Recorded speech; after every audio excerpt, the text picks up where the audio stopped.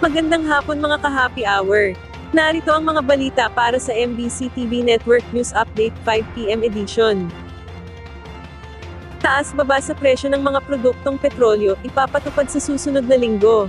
Asahan ng mga motorista ang taas-baba sa presyo ng mga produktong petrolyo sa huling linggo ng buwan ng Hulyo. Ayon sa Department of Energy, inaasahang magkakaroon ng rollback na 10 sentimo sa kada litro ng gasolina, habang sa kerosene at diesel naman, maaaring tumaas ng humigit kumulang 30 sentimo at 50 sentimo kada litro. Sa inilabas na abiso, ipinaliwanag ni Energy Oil Industry Management Bureau Director Rodela Romero, na malaking nakaapekto sa paggalaw sa presyo ng langis ang geopolitical events at mga walang katiyakan sa pulisya ng US trade.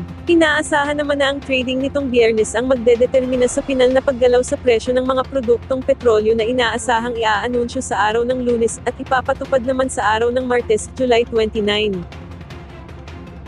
Samantala, sa MBC TV Sports, Beermen, nagkampiyon sa PBA 49th Season Philippine Cup.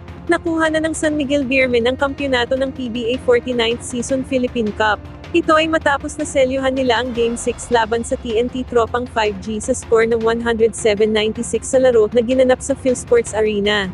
Ang Fortuna panalo ng Beermen sa Best of 7 Finals ay kanilang ika-7 Philippine Cup crown sa nagdaang 10 season at ito na rin ang kanilang ika-30 PBA Championship sa kasaysayan ng kanilang prangkisa.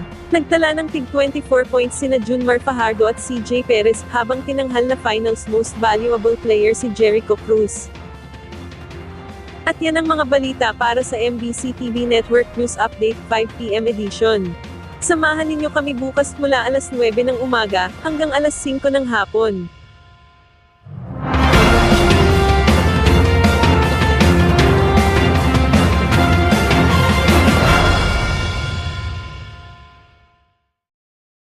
Mga ka-happy hour, kung gusto mong manood ang mga balita sa MBC TV Network News Update, mag-subscribe sa aming YouTube channel, i-like ang aming Facebook page, at i-follow sa aming TikTok account.